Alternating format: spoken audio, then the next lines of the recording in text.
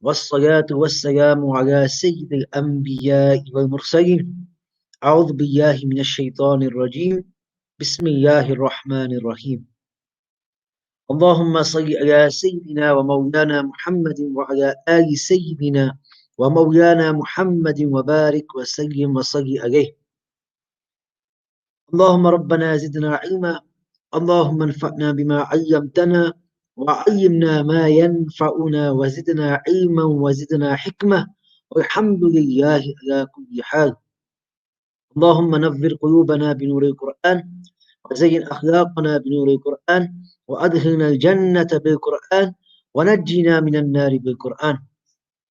My dear brothers, sisters, Assalamu alaikum wa rahmatullahi wa barakatuhu. Welcome to this course, Tuhfat Atfāl. Inshallah, over the next 3 weeks, Monday to Thursday, we will be going over this beautiful text, inshallah.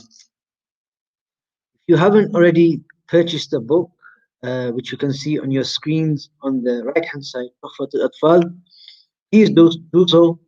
This is a great book.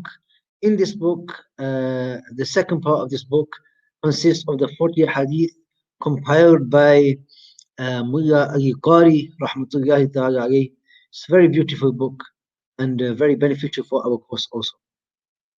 Inshallah, we will begin by discussing tajweed and what is tajweed. Tajweed literally means to beautify something. It means to make something beautiful, to make something magnificent.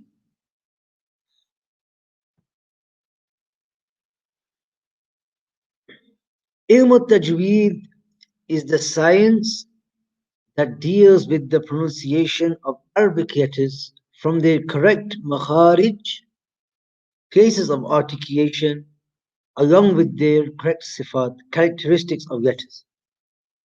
So two things are mentioned here. First, you have the makharij, the places of articulation. Makharij is the jam'a, is the plural of the word makhraj, which means place of birth. So every letter is articulated from a certain place, either from the throat, from the mouth, or from the lips, or using the tongue.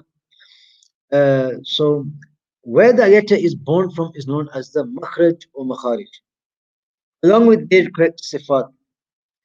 Sifat, just like every letter has a makhraj, it has an articulation point. Likewise, every letter also has sifat, it has characteristics. Every letter has characteristics. And it is these sifat, these characteristics that allow us to differentiate between letters which are close in pronunciation. And it's these sifat, these characteristics, that make the letter unique and to protect the identity of that particular letter. For example, the letter Sin and Sad. Sin and Sad are both pronounced from the Ra's al-Lisan, from the tip of the tongue. What makes Sad different from Sin, even though they are both pronounced, articulated from the exact same makhraj, what makes them different is the sifat. Sin is a istifa letter. It's a letter in which you keep the tongue flat. You do not raise the tongue as an empty mouth sound. Whereas Sad, for the letter Sad, you will raise your tongue. And this gives it a heavy sound, a full mouth sound. Like Sin, Sad. This is how you achieve the difference between the letters. They are actually both pronounced from the exact same place, but it's the characteristics that differentiates them. Sayyidina Ali radiallahu ta'ala anhu was once asked regarding in the verse of the Quran, وَرَتِّلِ الْقُرْآنَ تَرْتِيًّا. He was asked regarding the word tartil. What does this mean? And he said, هُوَ تَجْوِيدُ الْحُرُوفِ وَمَعْرِفَةُ الْوُقُوفِ. That tajweed or the tarteel is to beautify each and every single letter. Recite it exactly as it ought to be recited. And ma'rifatul wukuf, and to recognize the wukuf, the places where you pause recitation, the places where you stop, you take a breath. And inshallah, in the coming slides, we will see why this is important. So tajweed is huwa tajweedul huruf wa ma'rifatul wukuf, according to Sayyidina Ali radiallahu ta'ala. So tajweed, there are four components that make up tajweed. First, you have the makharij, places of articulation. Second, you have the sifat, the characteristics of the letters. Thirdly, you have the ahkam, the rulings that we will go through, inshallah. And lastly, ibtida and hukuf. Inshallah, our text of Atfāl will focus on the ahkam, the rulings. Some temporary sifat are mentioned, but we will focus primarily on the rulings for makharij and sifat. The founder of Darul Qurra, principal of Darul Qurra, Ustad Abu Adam Akhlaq al-Azhari, is teaching a course at 7 p.m. GMT time over the next 6 days. So you can learn about Makharij and Sifat, the chemistry of Tajweed in that lesson, inshallah. But we will focus primarily on Ahkam. So the third thing was Ahkam, rulings. The fourth is Ibtida and Wukuf, is um, beginning where to start a recitation from and where to end. Inshallah, we will see why that is important. Moving on to the next slide. What is the purpose of Tajweed? Why are we learning Tajweed? Why are there so many teachers exerting their efforts, teaching Quran, teaching Tajweed? Why are we learning Tajweed? Why is so much written on this topic? His purpose is to make a person proficient in Quranic recitation without making mistakes. This is the ultimate reason why we are studying this course. That we avoid making mistakes. So mistakes have consequences. They can lead to issues, complications, and in our terms, mistakes can lead to the meaning of the Quran being distorted, being changed, and maybe even by changing and making a mistake, maybe even this can result in kufr. May Allah protect us. Ameen.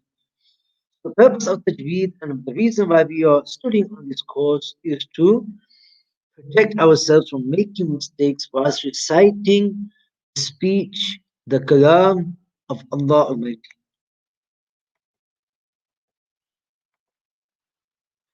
Moving on to the next slide. What is the ruling concerning Tajweed? Is it sinful for a person to not learn Tajweed? What happens if a person does not know Tajweed? Learning its rules and principles is fard kifaya. It is a communal obligation. So, what me and you are doing now, we are studying the Quran, we are learning how to recite the Quran correctly, the ahkam, the rulings. This is a communal obligation, or kifaya. If one person does this, then the obligation is lifted from everybody else. And if nobody does this, then everybody will be held accountable by Allah Almighty. Allahumma salli wa sallim wa barik alayhi. So, for there to be a qari, a teacher of Quran who is able to teach the Tajweed, there must be one in every city, every village, every town. A teacher of Jamiat al-Azhar, Sheikh Abdullah, he mentioned that communal obligation here means that in every Jami masjid, in every central masjid, there should be a qari who is able to teach Quran. But the application of the Quran, but the application of Tajweed in Quranic recitation is fard ain. It is fard ain. It is obligatory on each and every single individual, on me and you. So we must be able to recite the Quran with tajweed. Reciting the Quran without tajweed, we are sinful for not making a conscious effort in rectifying our Quranic recitation. We are sinful for this. If a person is unsure whether he or she is reciting the Quran correctly, then it is upon them to strive to find a teacher and to rectify the recitation. Okay. We said that the purpose of learning tajweed, the purpose of our coming together in this session, and the purpose for our collective studying over the next 3 weeks is so that we can rectify our mistakes in the Quran. So we can recite the Quran without making mistakes. Okay, when it comes to mistakes in the Quran, the ulama, the scholars, the teachers have mentioned there are two types of mistakes. There are those which are major, lahnul jali, and there are those which are minor, lahnul khafi. First, we will look at the first type. The major mistakes are called lahnul jali, and they distort the meaning of the Quran. This might not always be the case. Sometimes it may be that it's a grammatical error, or other times it might not just be the meaning that's distorted, but it may result in a person committing kufr. And inshallah, we will look at that. So there's two types, lahnul jali and lahnul khafi. If we look at lahnul jali, and there are 4 lahnul jalis mentioned here. The first is changing a letter, reading kul instead of qul. Qul means to say, qul huwallahu ahad. Say he is Allah the one. So qul with a qaf means to say. Qul with a kaf, qul means to eat. So if a person recited Qul huwallahu ahad as opposed to Qul huwallahu ahad, that person has said eat. Allah is one. Na'udhu billah. So you see, this changes the meaning significantly by altering a letter. The second is omitting or adding an extra alif, waw, or ya. And this is very common. Why do we do this? It may be because a person is not fluent in reciting the Quran, or a person is too focused on the next word and he or she is elongating the current word. For example, when we are reciting, we may read Alhamdulillahi Rabbil Alamin.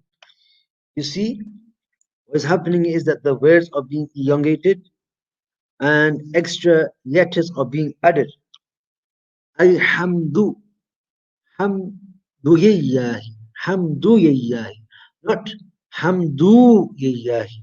When you say hamdu, you have added an additional waw, which changes the meaning of the Quran. So there's only one way to improve this, and that is practice, mumaratha, that we practice on our tongues the Quran. The more we read, the better we will become. Slow, gradual improvements every single day lead to exceptional results over time. So every day, a little bit, and inshallah, Allah Kareem will open your heart, and Allah Kareem will make the Quran easy upon your tongues, inshallah. It just takes that persistent effort. Allah give us tawfiq. Ameen. So the example here is reading Allama instead of Allama.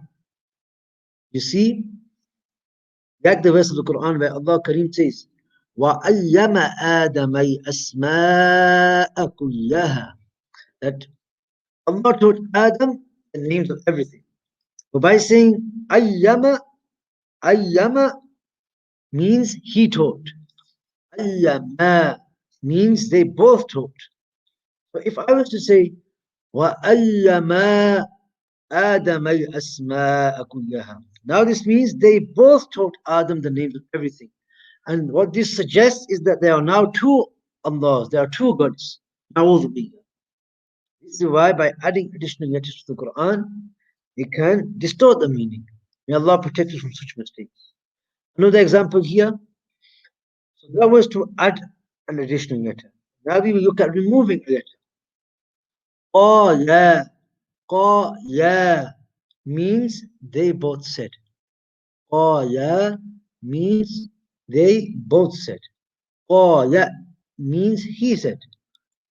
So if I was to recite قَالَ, and Allah is referring to two people who are saying, and I said قَالَ, I have changed the meaning by saying only one person is speaking. So the first is changing a letter.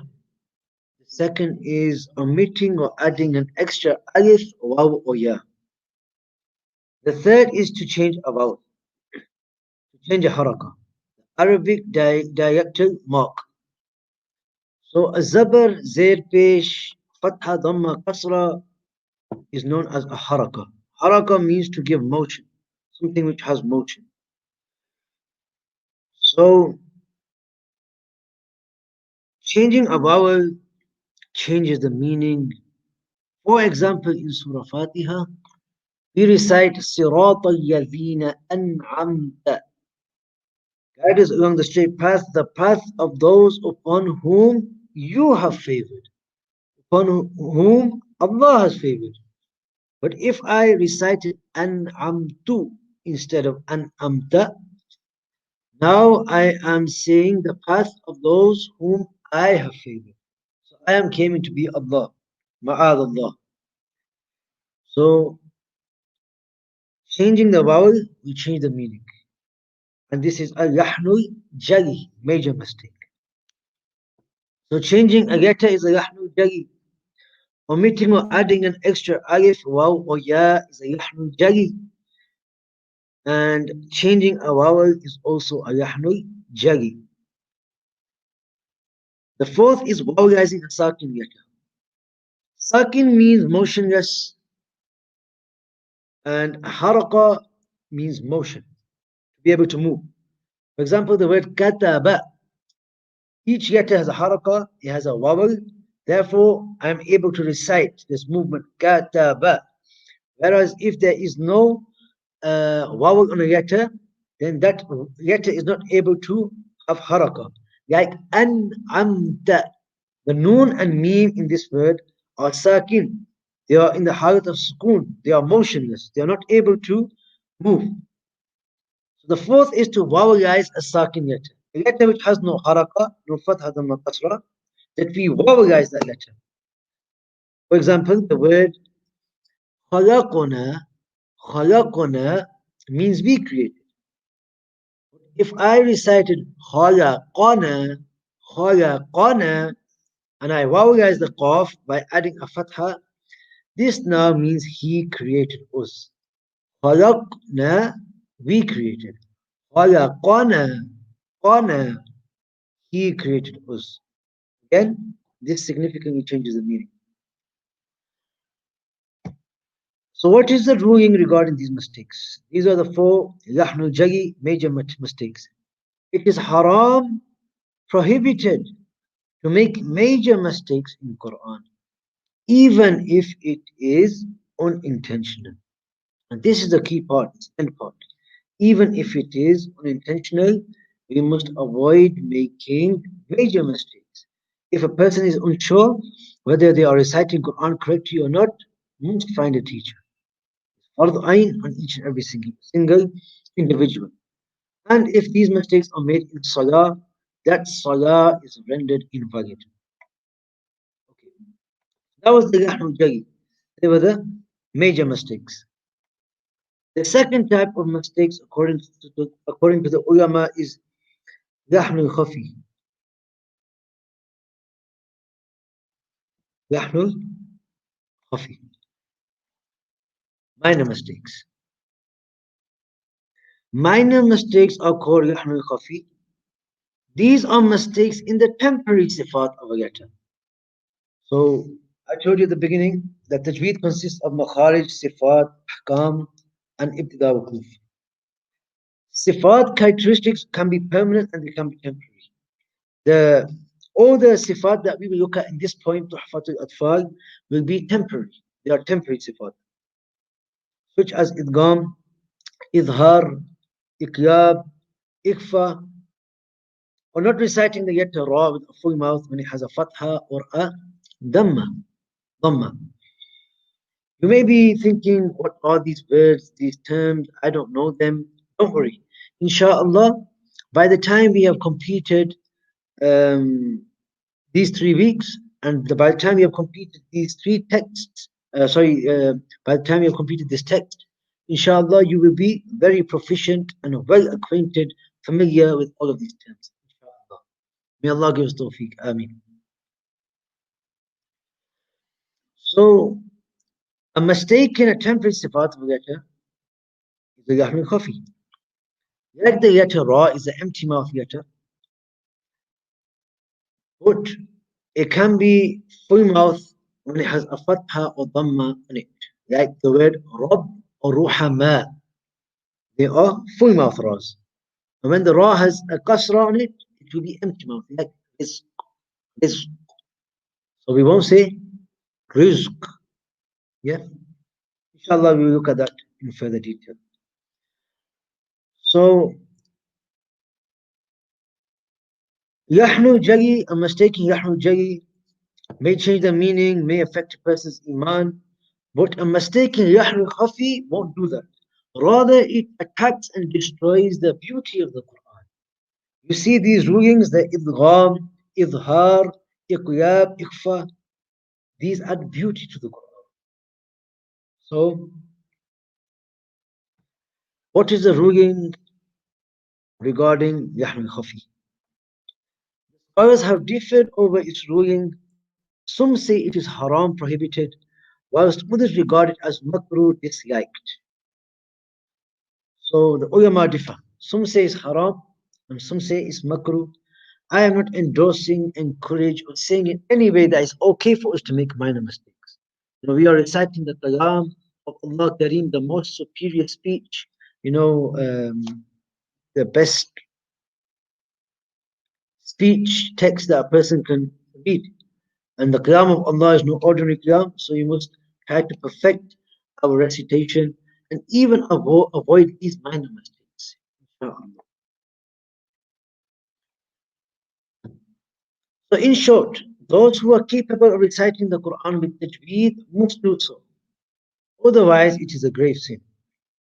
However, if a person struggles in recitation, even after exerting effort, he will receive double the reward. So if a person struggles to recite a certain letter, that person will receive double reward. Insha'Allah. Moving on to the next slide. Why is the knowledge of tajweed important? Why are we learning science? Why are we studying tajweed?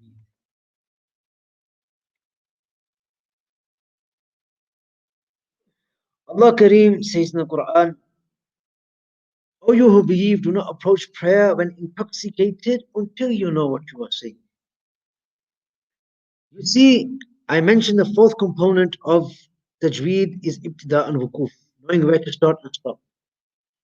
So if I'm reciting this verse and I stop here after the word salah, so I say, يا أيها الذين آمنوا لا تقربوا الصلاة.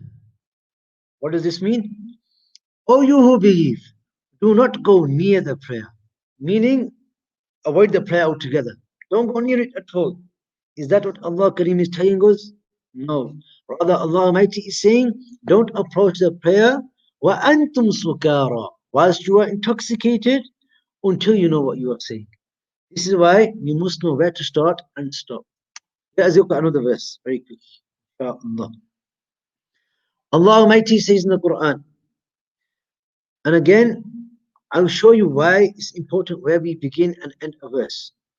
Allah says, indeed they have become disbelievers who say Allah is the Messiah, the son of Maryam. So if I was to stop here after the Ismul Jalala, the name Allah, and say, if I was to make a pause here after Allah, this would now mean, indeed, those who say Allah have disbelieved. Meaning, anyone who takes the name of Allah has committed kufr.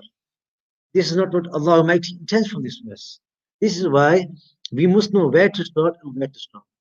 And again, if a person was to start from the verse, Inna Allah huwa al-Masih ibn Maryam, and he has said, indeed, Allah is Messiah, the son of Maryam. Again, this is disbelief. This is why you may be asking, I don't know Arabic. How do I know where to start, where to stop? This is why there are markers in the Quran. You see these circles, and likewise between the verses we have certain stops, move, and this is why we need to sit with a teacher and recite our Quran to a teacher, even if we do not know the Arabic language, so that we can perfect our recitation and not change the meaning of the Quran like this, like I have shown you. Allahumma salli wa sallim wa barik alayhi. Benefits of reciting Quran. There are many benefits of reciting Quran, too many to be mentioned. This is a topic that we could speak about for hours on end. Allah Kareem, the Quran, Hadith Sharif have mentioned so many virtues of Quran, and the more you read them, the more you feel motivated to recite Quran. One of the main benefits of the Quran is Hudayyin Nas. Allah Kareem says in the Quran that one of the purposes of the Quran that is guidance for mankind. We achieve guidance from the Quran. We achieve guidance from the Quran. That is a benefit of us reciting the Quran.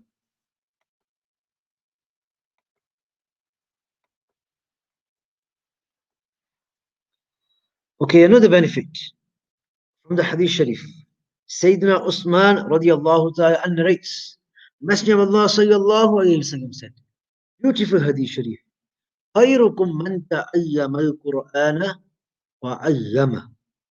خيركم من تعلم القرآن وعلمه. That the best of you are those who learn the Quran and teach it. So, I know you are learning tajweed, but make intention that inshallah you will teach this onto your family. If not a class like this, maybe you will teach one day to your family, to your children, and inshallah you can also be a part of this hadith sharif and a part of those who are khayrukum, that the best of people. Inshallah.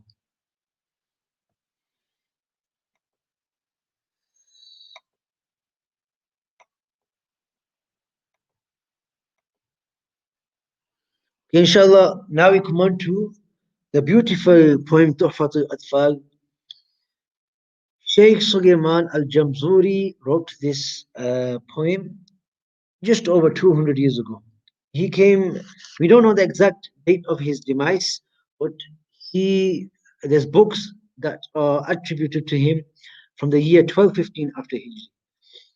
Sheikh Suleiman al-Jamzuri rahmatullahi ta'ala alayhi.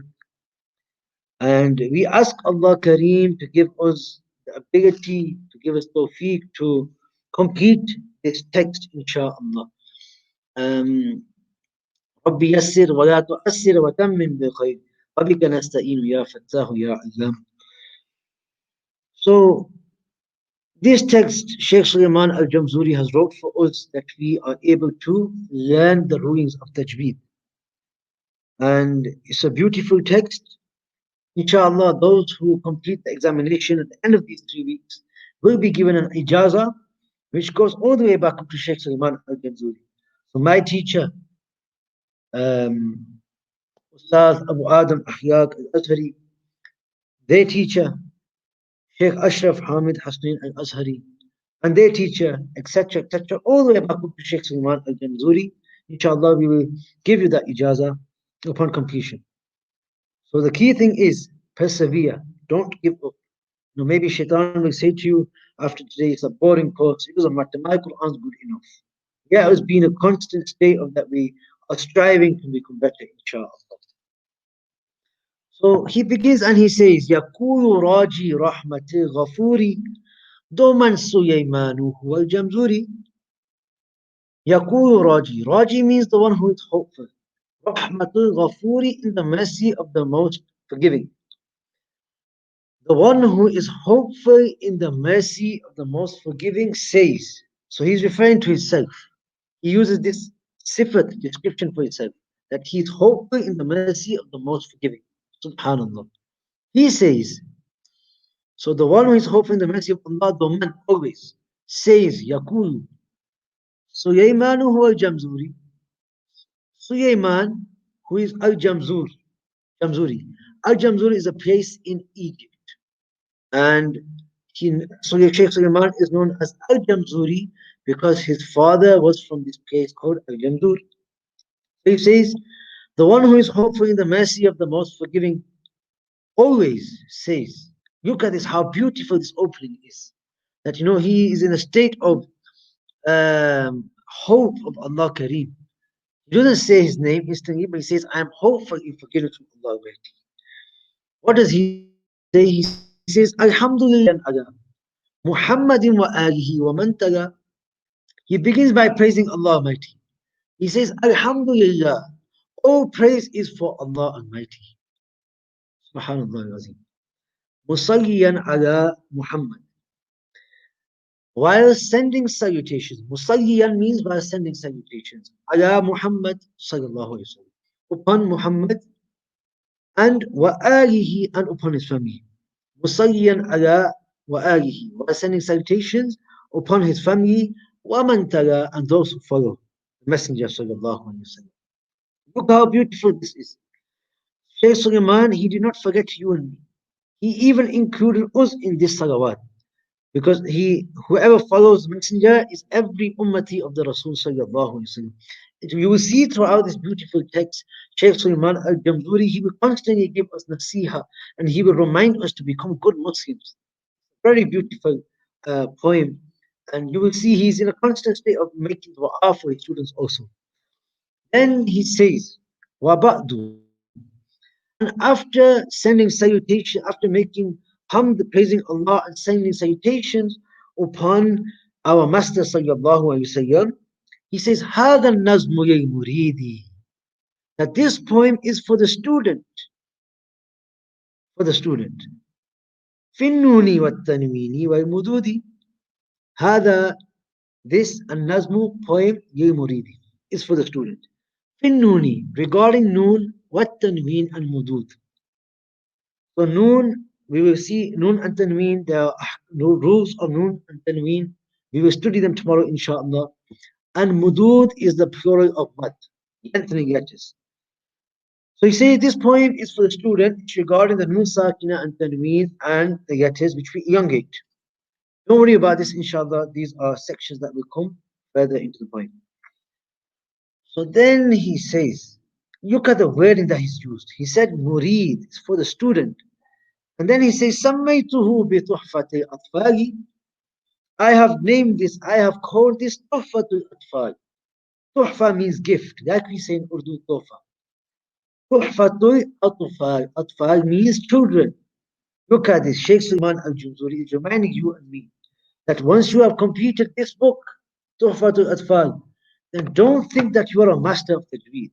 Don't think that you are somebody who's lofty and very learned and everybody else is lower than you. Just remind yourself that this is just a gift for children. And this is for somebody who's at a beginner level. So remain humble. He's reminding us to remain sincere and to adopt humility. Allah Kareem. Look how he's doing our tarbiyah, how Shaykh Sulaiman is nurturing us. Then he says, and Shaykhin al-Mihi dhil Kamal.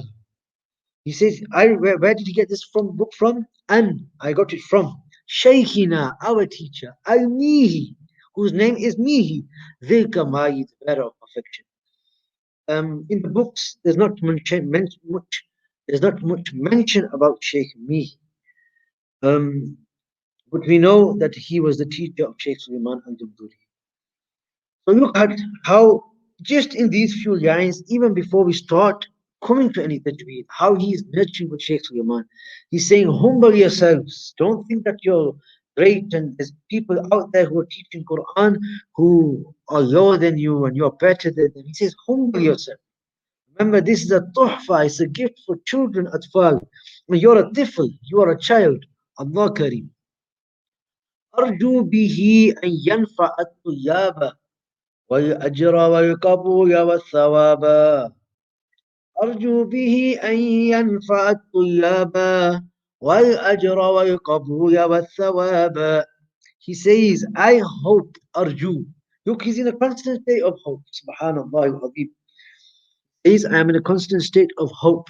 Arju bihi an yanfa at I hope as a result of this poem, bihi, as a result of this poem, I hope, Arju, bihi, by it, by this poem, an yanfa at that it reaches benefit to the student. Look, he is making dua for you and me again. He is constantly in a state of hope, making dua for his students. What does he make dua for? He makes dua for ajr, for qabool, and thawab. For reward, for recompense, ajr, for qabool, acceptance, and for thawab, reward. What is the difference between ajr, qabool, and thawab? Ajr is, you do an action, you are rewarded for it. You sow one seed and you reap one tree. What you sow is what you reap. Qubul is that Allah Kareem accepts, and Sawaba is that we recite one letter of the Quran, but Allah multiplies the reward and gives us 10 due to His mercy. This is the beginning of Tuhfatul Atfāl. Inshallah, tomorrow we will study the ahkam of Nun Sakina and Tanween. Stay tuned with us. Let us be sincere towards Quran. We are only learning this to perfect our recitation to please Allah, and let us purify and be sincere towards this. May Allah Kareem give you and me tawfiq that we are able to complete this course and grant us sincerity, ikhlas towards Him and His Rasul sallallahu alayhi wasallam and the Quran. Ameen summa ameen. Do purchase the book. It's available online. It's in the WhatsApp. The links are in the WhatsApp book, WhatsApp groups. Do purchase. May Allah Kareem give us all tawfiq. Ameen summa ameen. Inshallah, I will see you tomorrow at 1:15. Assalamu alaikum wa rahmatullahi wa barakatuh.